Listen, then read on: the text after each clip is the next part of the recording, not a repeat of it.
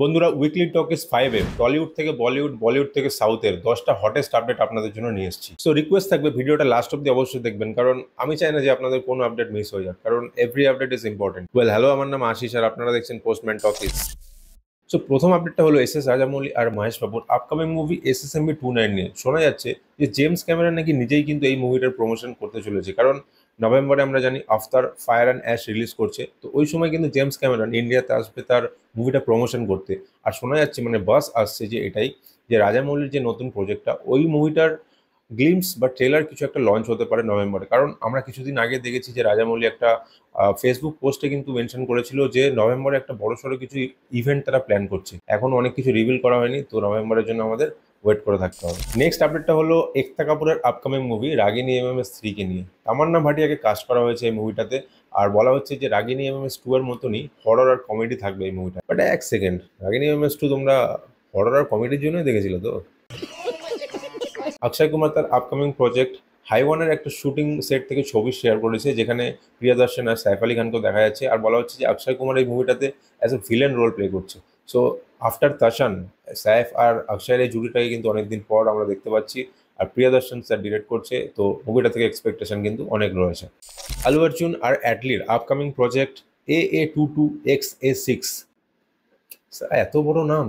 So এই মুভিটার budget 700 crore plus বলা হচ্ছে। সান পিকচার্সের তরফ থেকে কনফার্ম করে দেওয়া হয়েছে। আর মুভিটাকে ওয়ার্নার ব্রসের সাথে কোলাবরেট করার প্ল্যান করছে মেকার্স। আর হলিউড রিলিজের কথাও ভাবছে। সো পুষ্পা ভাও তো আগেই বলে দিয়েছিল যে ন্যাশনাল নেই, ইন্টারন্যাশনাল হে পুষ্পা ভাও। ধূমকেতু আমরা সবাই জানি যে এই বছরের হাইয়েস্ট গ্রসিং বেঙ্গলি ফিল্ম, যেটা এখনো অবধি প্রায় 18 কোটি টাকারও বেশি কামিয়ে নিয়েছে। আর যেটা ধূমকেতুকে অল টাইম গ্রস কালেকশন, মানে বাংলা বাংলা মুভির কথা বলছি, টপ 5 এর লিস্টে কিন্তু এনে দিয়েছে। এই লিস্টটা যদি তোমরা দেখো, দেবেরই কিন্তু এর মধ্যে 4টে মুভি আছে। আর রঘু ডাকাতও আসছে। রঘু ডাকাত থেকে এটা মনে পড়লো, জয় কালী বলে একটা সং আসছে, 27শে অগাস্ট কিন্তু রিলিজ করছে। So stay tuned. ওই গানটা যদি ভালো হয় আর মুভির গানগুলো যদি ওভারঅল ভালো হয় না, রঘু ডাকাতেরও কিন্তু যথেষ্ট পোটেনশিয়াল আছে ধূমকেতুকে, মানে ধূমকেতু রেকর্ডকে ব্রেক করার মতো। ধূমকেতু 2 নিয়ে যে স্পেকুলেশনটা চলছিল না, ওটা নিয়ে রিসেন্ট একটা সাক্ষাৎকারে দেব কনফার্ম করে দিয়েছে যে ধূমকেতু 2 নিয়ে কোনো মুভি আসছে না।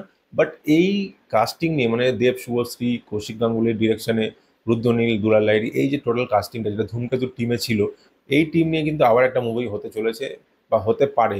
মানে কৌশিক গাঙ্গুলিকে অ্যাপ্রোচ করেছে দেব একটা ভালো স্ক্রিপ্ট লেখার জন্য। যদি সব ঠিকঠাক জায়গায় থাকে, তাহলে তারা একটা প্ল্যান করছে আবার একটা নতুন মুভি করার জন্য এই একই কাস্টিং নিয়ে।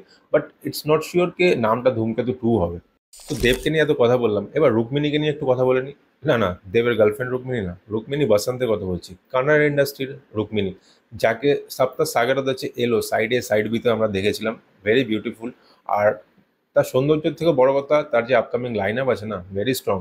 ইয়াসের যে আপকামিং প্রজেক্ট টক্সিক, যেটা 2026-এ রিলিজ হতে চলেছে, ওই মুভিতে কিন্তু রুক্মিণীকে নেওয়া হয়েছে। আর কান্তারা, ঋষভ শেট্টির কান্তারা, যেটা 2 অক্টোবর আসছে, কান্তারাতেও কিন্তু রুক্মিণীকে আমরা দেখতে পাবো, একটা ইম্পর্টেন্ট রোলে দেখতে পাবো। রুক্মিণীর লাস্ট বাগিরা কিন্তু অতটাও হিট করেনি, কিন্তু ও রোল ভালো করেছিল ভাই। এবার কান্তারা আর টক্সিক নিয়ে তো ভাই এক্সপেকটেশন আছে, কারণ ওখানে ঋষভ শেট্টি আছে আর আমাদের ইয়াশ বস আছে। So obviously I hope it will be a good movie. এক দিওয়ানি কি দিওয়ানিয়ত বলে একটা মুভি আসছে, যেটাতে হর্ষবর্ধনকে আমরা দেখতে পাবো, যাকে আমরা আগে সনম তেরি কসমে দেখেছিলাম। সো তার সাথে সোনম ভাজওয়াকে এই মুভিতে আমরা দেখতে পাচ্ছি। মুভিটা নিয়ে বিশেষ তো কোনো এক্সপেকটেশন আমার নেই, বাট এখন যা ট্রেন্ড চলছে না, মানে লাভ স্টোরি যে ট্রেন্ড চলছে, সেটা দেখে মনে হচ্ছে যে হয়তো চললেও চলে যেতে পারে। আর একটা মুভিও আসছে এই টাইপেরই, কারণ জোহার নিয়ে আসছে জাহ্নবী কাপুর আর বরুণ ধাওয়ানকে নিয়ে। সানি সংস্কারি কি তুলসী কুমারী, নাম ভগবান কি নাম এগুলো! যাই হোক, তো এই মুভিটা আসছে 2 অক্টোবর।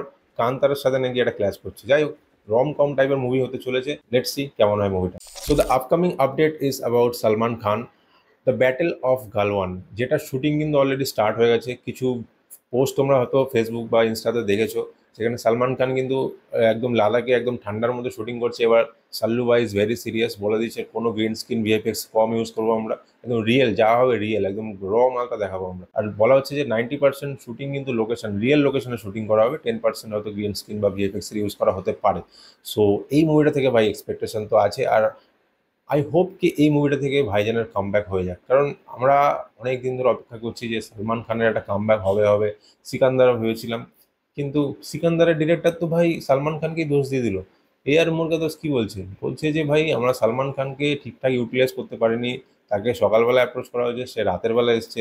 বাচ্চা বাচ্চা যারা ছেলে মেয়ে আছে, তারা রাত্রি 2টোর সময় নাকি শুটিং করেছে। জানি না কার ভুল কার ঠিক, কিন্তু আমি চাই যে সালমান খান একটা কামব্যাক করুক, এই মুভিটা থেকে অ্যাটলিস্ট একটা কামব্যাক করুক। আর তোমাদের যেটা করতে হবে, ভিডিওটা লাইক করতে হবে আর চ্যানেলটা সাবস্ক্রাইব করতে হবে, ঠিক আছে? দেখা হচ্ছে নেক্সট ভিডিওতে। টিল দেন টেক কেয়ার দোস্ত।